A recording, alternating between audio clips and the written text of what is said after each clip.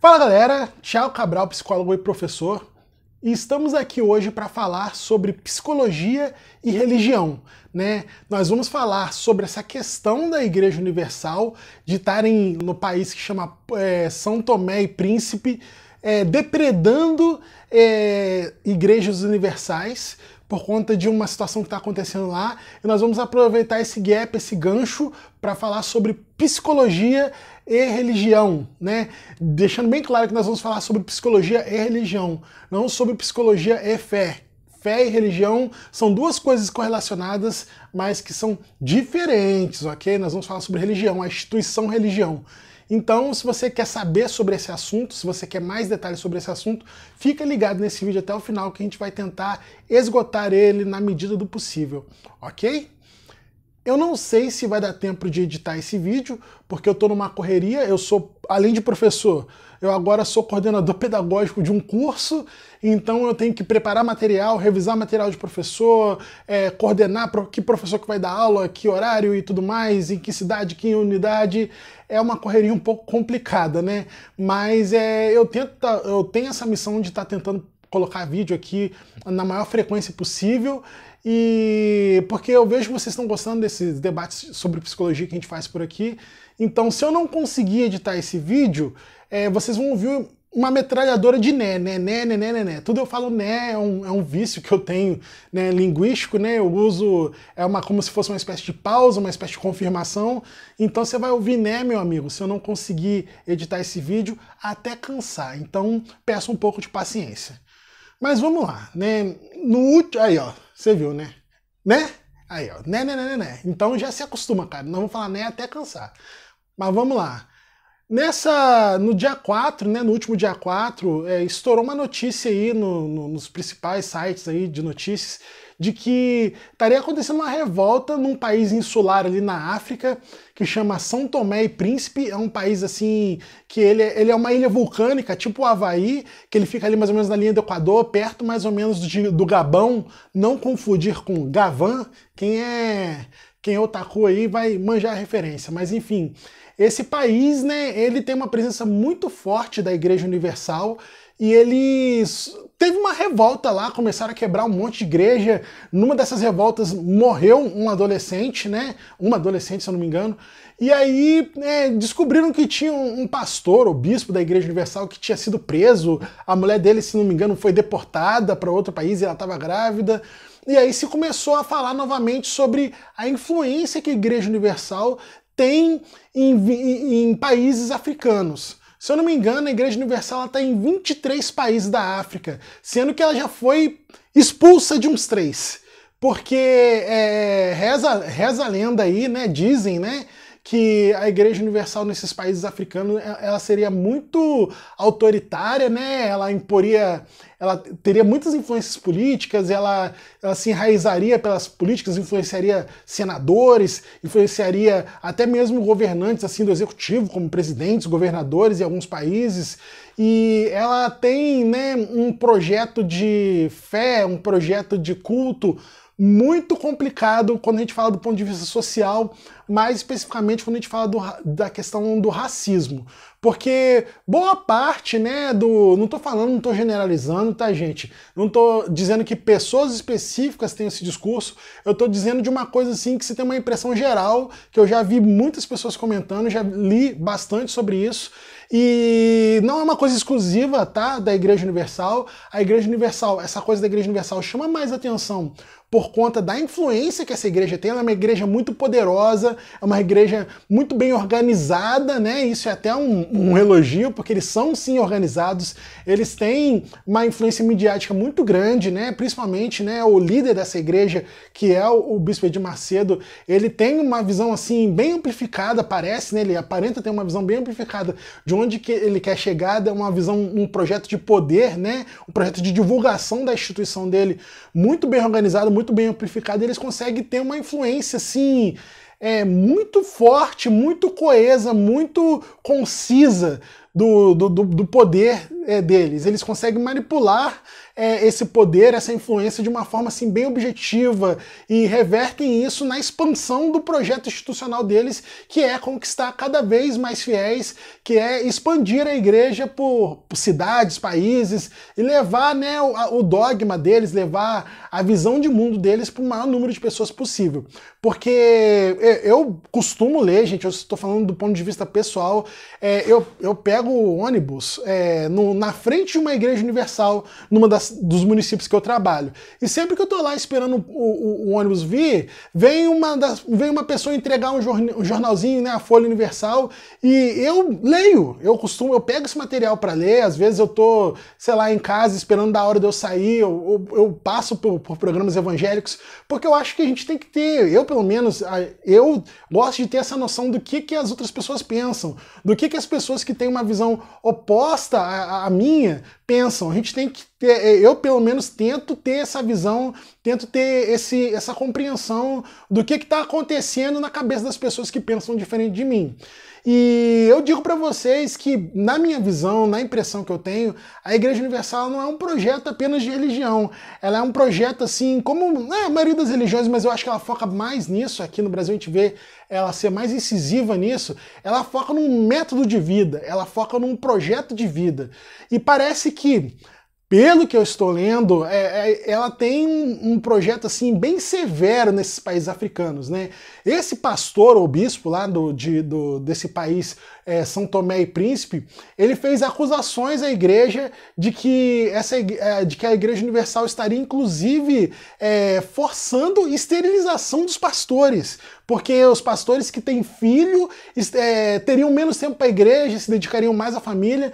Então esse pastor, ele alega, né, eu não consegui achar nenhuma informação que comprovasse se isso acontecia ou não, esse pastor ele estaria alegando aí, inclusive, que seria incentivado, seria doutrinado a fazer vasectomia para que ele não tivesse filhos e, portanto, se dedicasse mais tempo à igreja, que isso seria uma prática.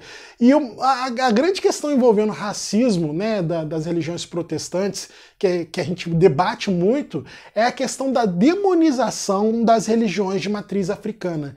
Isso, gente, é uma coisa gravíssima, é uma coisa que não poderia ser aceito numa sociedade que tem uma democracia, uma sociedade que pensa na inclusão de todos os tipos de crença e cultura, porque nós temos aí, gente, nós somos um país de imigrantes, né, e tem historicamente uma valorização, isso é fato histórico. Você pegar qualquer livro de história decente, qualquer livro de história escrito por autores assim, que tem assim um certo respeito acadêmico, você vai ver que aqui no Brasil, por conta da nossa formação institucional enquanto país, tem-se uma valorização da cultura europeia, e sendo que nós somos países de imigrantes, nós temos imigrantes asiáticos, nós temos imigrantes africanos, nós temos imigrantes europeus, só que essa questão do eurocentrismo no Brasil ela é muito acentuada. E aí você pega essas religiões que já acentuam isso ainda mais, né? As igrejas protestantes, elas têm uma cultura de sincretismo religioso que não é aquele sincretismo religioso de você mesclar positivamente as religiões. O sincretismo religioso, sim, gente, existe, eu vou reforçar. Existe sincretismo religioso nessas religiões protestantes, principalmente nessas religiões pentecostais, né, que são tipo a Igreja Universal, que gosta de tirar demônio dos outros, que gosta de fazer toda aquela festa. Essas igrejas protestantes pentecostais, elas têm um sincretismo religioso, só que esse sincretismo religioso ele é negativo. Elas pegam traços de religiões de matriz africana e demonizam esses traços, e demonizam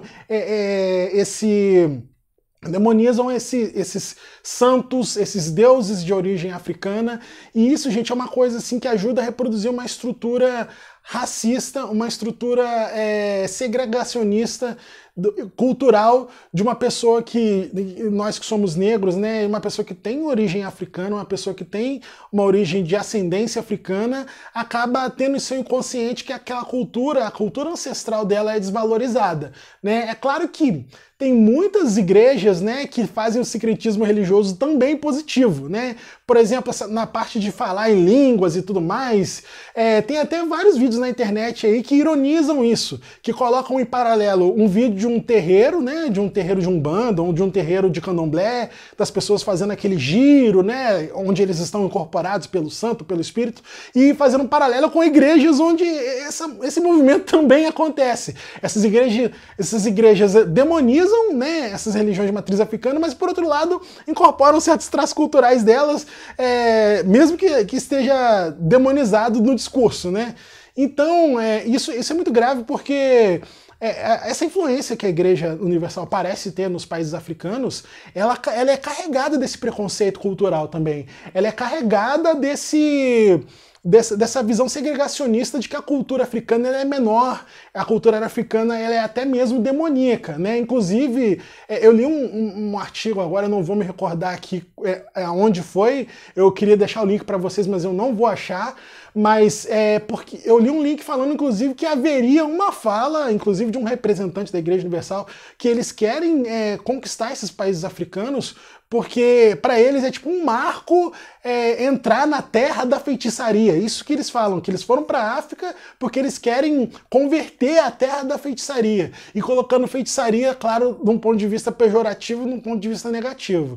Então, né, nós temos, né, não só, isso não é, como eu acabei de falar, isso não é uma exclusividade da Igreja Universal, nós temos essa estrutura racista, né, uma reprodução de uma estrutura racista dentro desses cultos, né, protestantes, dentro desses cultos aí neopentecostais principalmente, e que reproduzem estruturas racistas e demonizam a cultura negra, né? E né, nós temos tanta gente loira de olho azul aí que fica falando, porque eu sou viking, que não sei o que eu sou filho de Odin, e o cara mora em Osasco, né? E o cara mora no Rio de Janeiro, né?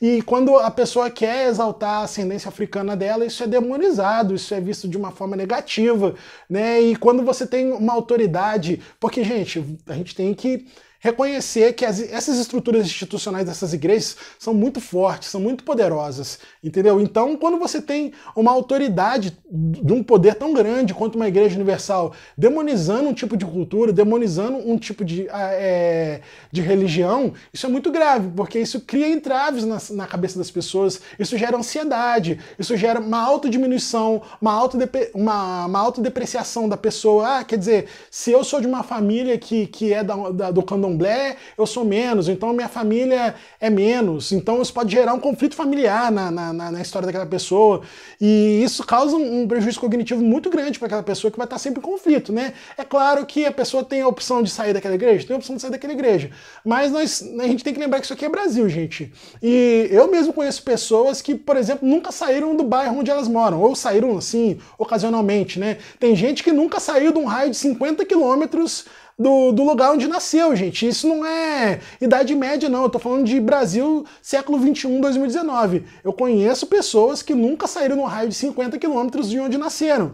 Então, muitas das vezes aquela instituição, seja uma igreja, seja um clube ou o que for, é a realidade que aquela pessoa conhece. Então é muito difícil, aquilo se torna quem ela é. É por isso que eu costumo dizer, gente, que a gente tem que ter muito cuidado para falar de religião, a gente tem que ter muito respeito para falar de religião, porque a gente não tá falando só de uma instituição, a gente tá falando de pessoas também.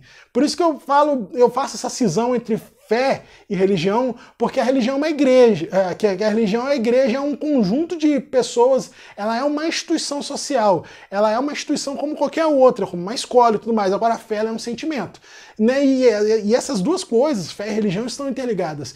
E isso também, gente, passa por determinar quem nós somos. O grupo que a gente pertence, a sociedade que a gente pertence, a família, a nossa origem, os grupos sociais que a gente faz parte, são quem nós somos também, fazem parte de quem a gente é. Então, muitas das vezes, né, a gente que tem uma formação assim acadêmica acaba entendendo a religião, estudando a religião de um ponto de vista institucional. Sendo que muitas das vezes quando a gente fala de religião, a gente não está falando para a pessoa que é de uma religião, para a pessoa que tem uma crença, uma fé, a gente não está falando só de uma instituição, a gente está falando de um sentimento, que é a fé, a gente está falando de um pertencimento a um grupo. Então eu acho muito complicado, mas ao mesmo tempo, quando essa instituição, né, mesmo que ela signifique uma coisa muito importante para as pessoas que fazem parte dela. Eu acho que essa instituição, quando ela passa a cometer um crime, aí acho que o Estado já tem que entrar. Entendeu? O Estado já tem que entrar porque não é assim também, né? A gente não vai respeitar só porque mexe com o sentimento das pessoas, mas eu acho que aí não é eu, Thiago, que falo, não é você que está assistindo isso que tem que falar, aí eu acho que já tem que ter uma intervenção estatal mesmo. E no Brasil de 2019, gente, é importante a gente destacar que nós estamos vendo essas instituições religiosas crescerem de uma forma assim assustadora. Elas têm cada vez mais influência política, elas têm cada vez mais influência econômica.